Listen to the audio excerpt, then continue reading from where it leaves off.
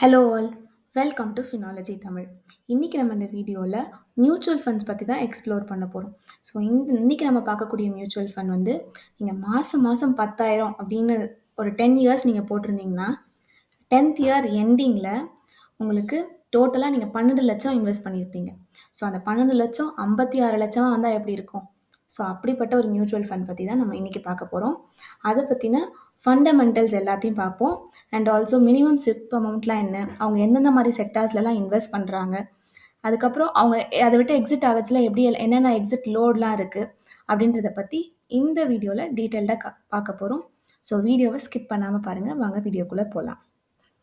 So நீங்கள் mutual ஃபண்டில் involve ஆகிறதுக்கு உங்களுக்கு ஒரு பேசிக் டிமேட் அக்கௌண்ட் இருந்தால் போதும். ஸோ இதில் மியூச்சுவல் ஃபண்ட்ஸில் போயிட்டு எக்ஸ்ப்ளோர் ஆல் மியூச்சுவல் ஃபண்ட்ஸ்னு கொடுத்துருக்கேன். ஸோ இதில் டாப்பில் இந்த பாப்புலாரிட்டிலே டாப்பில் இன்றைக்கி இருக்கிறது Bandhan emerging business fund business direct growth. So இதை நீங்கள் பார்த்தீங்கன்னா வந்து இவங்க ஃபார் த பாஸ்ட் 3 இயர்ஸாக வந்து ஆனுவலைஸ்டு ரிட்டர்ன்னு பார்க்கறதுல 25.79% கொடுத்துருக்காங்க. ஸோ ஒரு வருஷத்துக்கு 25.79 கொடுத்துருக்காங்க. சரியா? அண்ட் இவங்களோட ரிட்டர்ன்ஸ் அப்படின்னு பார்த்தீங்கன்னா வந்து இங்கேருந்து தான் ஆரம்பிச்சிருக்கு. ஸோ இப்போ வந்து பீக்கில் வந்திருக்கு அண்ட் ஆல்சோ டவுன்ஃபாலும் ஆகியிருக்கு. For the past 6 months downfall ஆகி இப்போ மறுபடியும் ரைஸ் ஆகிட்டுருக்கு. இது வந்து ஒரு ஸ்மால் கேப்னால் என்னது? ஸோ ஸ்மால் கேப் இந்த சென்ஸ் இப்போ எமர்ஜ் ஆகிட்டு இருக்க சின்ன சின்ன கம்பெனிஸ்லலாம் நிறைய இன்வெஸ்ட் பண்ணுவாங்க. அண்ட் ஆல்சோ ஸ்மால் கேப்னாலே ஆப்வியஸாக ரிஸ்க் வந்து ரொம்ப அதிகமாக தான் இருக்கும். ஈக்விட்டி இந்த சென்ஸ் ஈக்விட்டினா என்னதுன்னா நிறைய ஸ்டாக்ஸில் நிறைய இன்வெஸ்ட் பண்ணுவாங்க. ஸோ இதோட என்ஐவி அதாவது ஒரு இதோட மதிப்பு என்னன்னு பார்த்தீங்கன்னா 45 ரூபாய். சரியா? அண்ட் மினிமம் சிப் அமௌண்ட் வந்து 100 rupees அப்படின்னு சொல்லியிருக்காங்க. இவங்களோட ஃபண்ட் சைஸ்ன்னு பார்த்தீங்கன்னா வந்து 9,691 crore இவங்களோட ஃபண்ட் சைஸ். ஸோ இப்போது நம்ம பார்ப்போம். மொத்தமாக இவங்க வந்து இது வரைக்கும் ஸ்டார்ட் ஆனதுலேருந்து இப்போ வரைக்கும் இவங்க எவ்வளோ கொடுத்துருக்காங்கன்னா வந்து ஆனுவலைஸ்டாக 35.97% வந்து அவங்க ரிட்டர்ன் கொடுத்துருக்காங்க ஒரு வருஷத்துக்கும். ஸோ 3 years அப்படின்னு பார்த்தீங்கன்னா வந்து 25.79 கொடுத்துருக்காங்க. இதே 1 yearல் பார்த்துருக்கீங்கன்னா இவங்க 22.50 அப்படின்னு கொடுத்துருக்காங்க. ஆனால் 6 monthsல மட்டும் இவங்களுக்கு வந்து நெகட்டிவில் வந்திருக்கு. அண்ட் ஃபார் த பாஸ்ட் 1 monthலேயும் இவங்க நெகட்டிவ் ரிட்டர்ன்ஸ் தான் கொடுத்துருக்காங்க. ஸோ மியூச்சுவல் ஃபண்ட் பொறுத்த வரைக்கும் நமக்கு வந்து லாங் டேர்ம் பேஸ் பண்ணி கொடுக்கறது தான் வந்து நமக்கு நல்லது. அப்போ தான் நம்ம எக்ஸ்பெக்ட் பண்ண ரிட்டர்ன்ஸை நம்ம கிடைக்க முடியும்.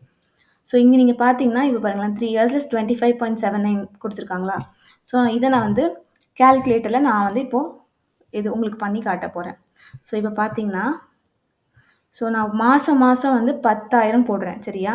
அப்போ ஒரு வருஷத்துக்கான என்னோட இன்ட்ரெஸ்ட் வந்து 25.79%. அது மாதிரி நான் 10 வருஷத்துக்கு வச்சுருந்தேன்னா இப்போது நான் டோட்டலாக 12 லட்சம் நான் இன்வெஸ்ட் பண்ணியிருப்பேன். ஸோ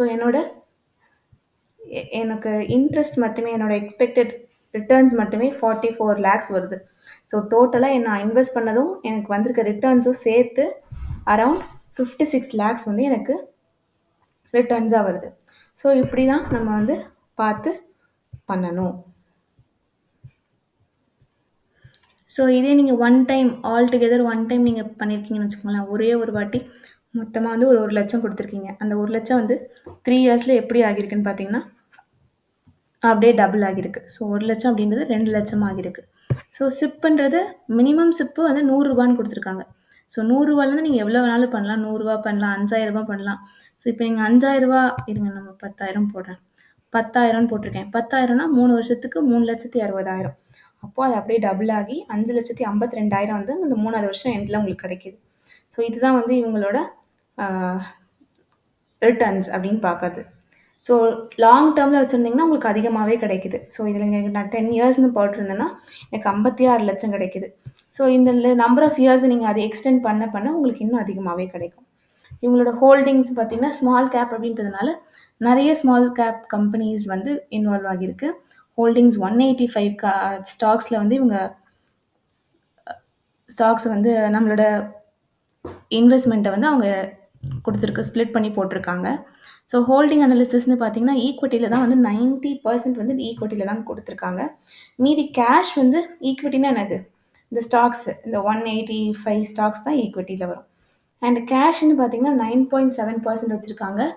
9.7% வந்து இது வந்து வச்சுட்டு மார்க்கெட் எப்போ ஃபால் ஆகுதோ, அப்போ அந்த டைம்ல அந்த மீதி இருக்க 9.7% உள்ள இன்வெஸ்ட் பண்ணுவாங்க. டெப்ட்ன்னு பார்த்தீங்கன்னா 0.1% நம்ம குடுக்குற காசுல 0.1% மட்டும் வச்சிருப்பாங்க. ஃபிக்ஸடா ரிட்டர்ன் வர மாரி பார்த்துப்பாங்க. செக்டார் என்னென்ன செக்டார்லாம் அவங்க இன்வால்வ் ஆகியிருக்காங்கன்னு பார்த்தீங்கன்னா, இது ஸ்மால் கேப் அப்படின்றதுனால ரொம்பவே வாஸ்ட்டா ஸ்ப்ளிட் ஆகியிருக்கு. ஃபினான்ஷியல்ல 20%, அதர்ஸ்ல வந்து 25%, health, service, construction, chemicals, consumer staples, அப்புறம் கேபிட்டல் குட்ஸ்ன்னு சொல்லிட்டு நெறையா செக்டார்ல இவங்க இன்வால்வ் ஆகியிருக்காங்க. ஸோ நம்ம ப்ரீவியஸ்லி பார்த்த மியூச்சுவல் ஃபண்ட்ஸ்லாம் வந்து இவ்ளோ வாஸ்ட்டா டிவைட் ஆகியிருக்காது. இது வந்து ஒரு ஸ்மால் கேப் அப்படின்றதுனால நல்லாவே வந்து அ டைவர்சிஃபைடா இருக்கு. அண்ட் இங்க இவங்களோட ரேஷியோ, ரேஷியோ, பிபி ரேஷியோலாம் குடுத்துருக்காங்க. அதுக்கப்புறம் பார்த்தீங்கன்னா, மத்த டெர்ம்ஸ் எல்லாம் குடுத்துருக்காங்க இங்க. அண்ட் மினிமம் ஃபர்ஸ்ட் இன்வெஸ்ட்மெண்ட்ல கண்டிப்பா 100 இருக்கணும்னு 1000 இருக்கணும்னு சொல்லியிருக்காங்க. செகண்ட் இன்வெஸ்ட்மெண்ட்டும் அப்படிதான். அதுக்கப்புறமா தேர்ட்லேருந்து மினிமம் சிப் அமௌண்ட் 100ஆவும் இருக்கலாம். உங்களுக்கு சப்போஸ் நெறைய காசு அந்த மந்த் உங்களுக்கு கிடைச்சதுன்னா, நீங்க நெறையாவும் போடலாம். இல்ல எனக்கு நெறைய கிடைக்கல, கம்மியா தான் கிடைச்சிருக்குன்னா, நீங்க எப்பவும் போல மினிமம் சிப் அமௌண்ட்டான ₹100ம் போடலாம். அண்ட் இவங்களோட ரிட்டர்ன்ஸ்லாம் குடுத்துருக்காங்க. இங்க பார்த்தீங்கன்னா வந்து 6 மந்த்ஸ்ல எதுவுமே ரிட்டர்ன்ஸ் கிடைக்கல. 1 இயர்ல 22% குடுத்துருக்காங்க. இவங்களோட ரிட்டர்ன் அந்த கேட்டகரி வைஸ் பார்த்தோன்னா 9.1% அதாவது செகண்ட் ரேங்க்ல இருக்கு. ஃபர்ஸ்ட் ரேங்க்ல ஃபார் த பாஸ்ட் 3 இயர்ஸ்ல வந்து 25.8% குடுத்துருக்காங்க. கேட்டகரி வைஸ் 17.6% குடுத்துருக்காங்க. அண்ட் ரேங்க் வைஸ் இவங்க ஃபர்ஸ்ட்ல இருக்காங்க. பியர் கம்பேரிசன்னா தி சேம் ஸ்மால் கேப் மத்த ஸ்மால் கேப் மியூச்சுவல் ஃபண்ட்ஸோட கம்பேர் பண்ணி அதோட ரேஷியோஸ் தான் இதில் போட்டிருக்காங்க. 1 year returns, 3 years returns. Expense ratio most important part. So expense ரேஷியோனா ஒன்றுமே இல்லை, ஒரு ஃபீ மாதிரி நம்மளோட ஃபண்ட்ஸ் எல்லாத்தையும் மேனேஜ் பண்ணி அவங்க தான் ஸ்ப்ளிட் பண்ணி இன்வெஸ்ட் பண்ணுறாங்க. ஸோ மேனேஜ்மெண்ட்டுக்கு ஒரு ஃபீ கொடுக்குற மாதிரி தான் இது. ஸோ அதுதான் வந்து எக்ஸ்பென்ஸ் ரேஷியோன்னு சொல்லுவாங்க. So 0.40% including the GST expense ரேஷியோவாக கொடுக்கணும். ஃபார் எக்ஸாம்பிள் நம்ம ஒரு 1,00,000 நமக்கு ரிட்டர்ன்ஸ் வருதுன்னா அதில் ₹400 வந்து நம்ம வந்து எக்ஸ்பென்ஸ் ரேஷியோவாக அவங்களுக்கு கொடுத்துடணும். அதுதான் 0.40%. எக்ஸ்பென்ஸ் ரேஷியோ கம்மியாக தான் இருக்குது கம்பேரிட்டிவ்லி. எக்ஸிட் லோட் வந்து ஆஸ் யூஷுவல் தான் இருக்குது.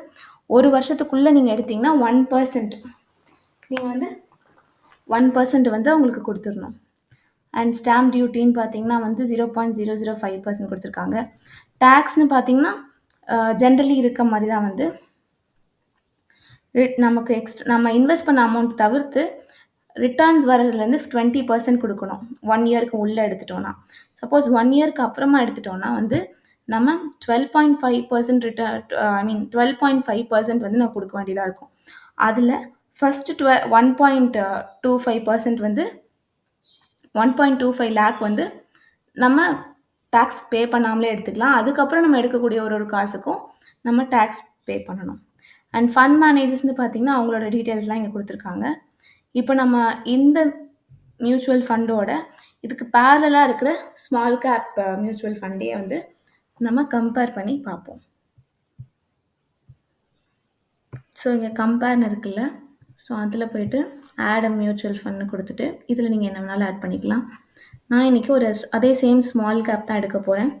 ஸோ நிப்பான் இந்தியா ஸ்மால் கேப் ஃபண்ட் எடுத்திருக்கேன். ஸோ இது ரெண்டுத்தையும் நம்ம கம்பேர் பண்ணி பார்க்கலாம். பிகாஸ் ரெண்டுமே வந்து ஸ்மால் கேப், ஆனால் இதுக்கு ஸ்டார் வந்து 3.0 தான் கொடுத்துருக்காங்க, இதில் 5.0 கொடுத்துருக்காங்க. ஸோ ஏன் அப்படின்னு உள்ளே போய் பார்ப்போம். ரிட்டர்ன்ஸ் அப்படின்னு பார்க்கறதுல வந்து பந்தன் ஸ்மால் கேப் டைரக்ட் ஃபண்டுக்கு வந்து 22.5%, நிப்பானுக்கு கம்மியாக தான் இருக்குது. பட் ஆனால் நிப்பானில் நிறையா பிரான்ச்சஸ் இருக்குது. லார்ஜ் கேப்லேயும் இருக்காங்க, மிட் கேப்லேயும் இருக்காங்க, ஸ்மால் கேப்லேயும் இருக்காங்க. ஸோ இங்கே பார்த்தீங்கன்னா இவங்க ரிஸ்க் வந்து ரெண்டுத்துலேயுமே வெரி ஹை தான். மினிமம் சிப் அமௌண்ட்னு பார்த்தீங்கன்னா ரெண்டுமே 100 தான். அண்ட் எக்ஸ்பென்ஸ் ரேஷியோ இங்கே கம்மியாக இருக்குது பந்தனில், ஆனால் நிப்பானில் வந்து கொஞ்சம் அதிகமாக இருக்குது 0.69%. அண்ட் என்ஏவி வேல்யூ இதுக்கு கம்மி தான், 45.5 தான். இங்கே வந்து 173.8 ருபீஸ் வந்து நிப்பானில். ஃபண்ட் வந்து இப்போ தான் ரீசென்ட்டா தான் இங்க ஸ்டார்ட் பண்ணியிருக்காங்க. ஸோ, அதனால ரொம்ப பாப்புலர் கிடையாது. 2020ல 25த் பிப்ரவரில ஆரம்பிச்சிருக்காங்க. ஆனா இது வந்து 2012லயே ஆரம்பிச்சிருக்காங்க. அண்ட் ஆல்சோ ஃபண்டோட சைஸ் வந்து அஃப்கோர்ஸ் இது ரொம்ப ஏர்லியா ஆரம்பிச்சதுனால நிப்பானுக்கு வந்து 61,974 crore இருக்கு. இங்க வந்து 9,692 crore தான் இருக்கு. அண்ட் 2த்துலயுமே வந்து எக்ஸிட் லோடு ஒண்ணா தான் இருக்கு. சேமா தான் இருக்கு.